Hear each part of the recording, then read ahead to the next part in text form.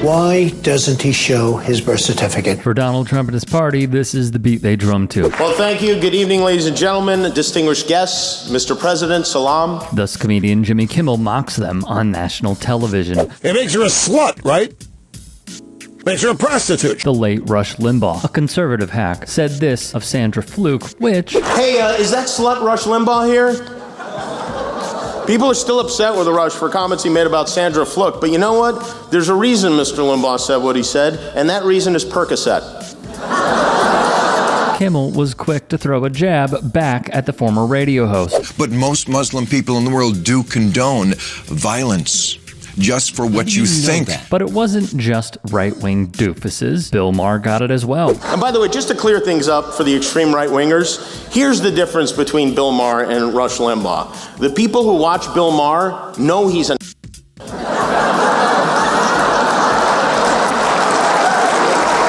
They get voted into office by portraying their constituents as victims. And it's all your fault, and it's my fault. It's the rich people's fault. It's the Republicans' fault. It's everybody's fault except what's going on. And what's going on, as you know, is a dissolution of the family. And you don't have proper supervision of children, and they grow up with no skills, and they can't read and speak, and they have tattoos on their neck, and they can't compete in a marketplace. And that's what's going on. But if you say that, you're a racist. So no matter what you say, Congressman, you're going to be branded because the race hustlers don't want to solve the problem. How's that? In addition, another network's former biggest star got the finger pointed and laughed at. Bill O'Reilly wrote a controversial book about another great president called Killing Lincoln.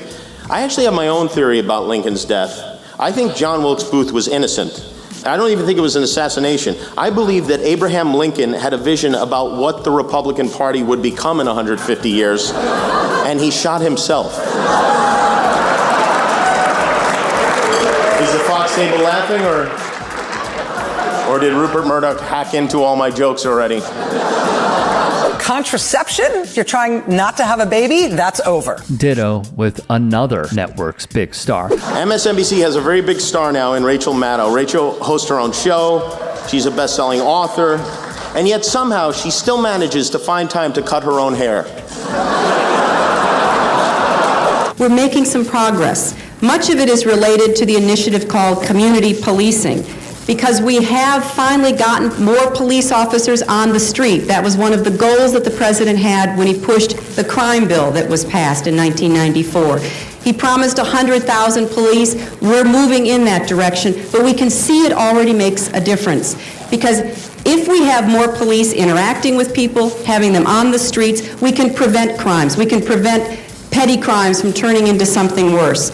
But we also have to have an organized effort against gangs. Just as in a previous generation we had an organized effort against the mob. We need to take these people on. They are often connected to big drug cartels. They are not just gangs of kids anymore. They are often the kinds of kids that are called super predators. No conscience, no empathy. We can talk about why they ended up that way, but first we have to bring them to heel. And the president has asked the FBI to launch a very concerted effort against gangs everywhere. Hard to believe this is the best the DNC could do against the easiest man to beat in a presidential election. He said he wasn't sure it was the same Hillary Rosen. He said, I personally know 3 Hillary Rosens. You personally know 3 Hillary Rosens? Where did all these Hillary Rosens come from? Did you pick them in the Hillary Rosen garden?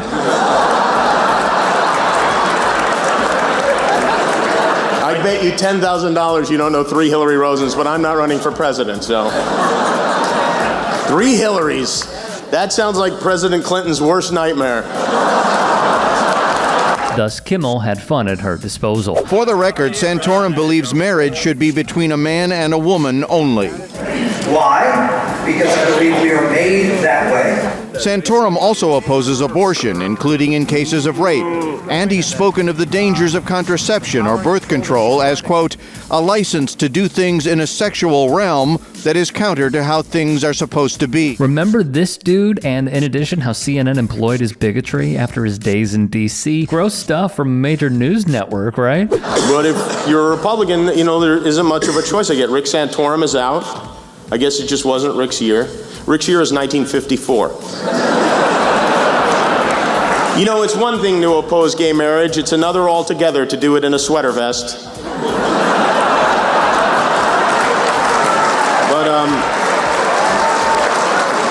In the end, Rick Santorum may not have won the nomination, but he succeeded in getting his message out, not just to Americans, but to people all aflat the world.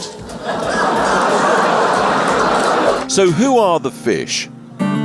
I'm Joe Manchin. I approve this ad because The biggest catch, according to Mr. Coy, it's the conservative Democrat Senator Joe Manchin.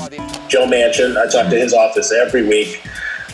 He is the kingmaker. This is really incredible. I mean, what a collection of people. Here in one room we have members of the media, politicians, corporate executives, advertisers, lobbyists, and celebrities. Everything that is wrong with America is here in this room tonight.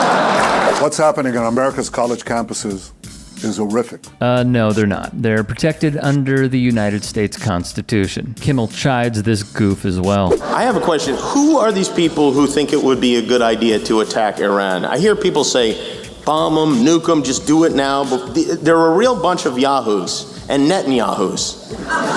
And on this chud, former House Speaker Newt Gingrich. It's great to see the Gingriches here tonight because I guess that means the check cleared. Newt, I have a question. How can you be against gay marriage when you yourself are the son of two gay parents, the Michelin Man and the Stay Puft Marshmallow Man?